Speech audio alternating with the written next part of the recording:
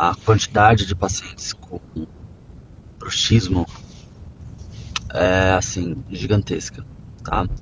Isso gera disfunção temporomandibular, a articulação começa a dar crepitação, estalido quando abre, desloca, e isso não é uma coisa boa, né? Isso, conforme vai passando o tempo, vai te levar para a cirurgia. Então tem que cuidar, tem que fazer o uso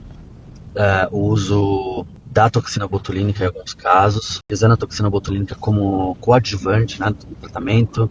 A gente sabe que o bruxismo e o apertamento são fatores multifatorial, na verdade, depende de inúmeras causas, mas a gente sabe que uma das principais é o fator psicológico. A gente tem que proteger essa arcada dentária, o impacto mastigatório é muito grande, a força que exerce na hora que está, né, aí num acesso de estresse muito grande. Então, os dentes e a articulação servem, acabam absorvendo, né? Serve como ali amortecedores desse impacto, desse estresse todo, né?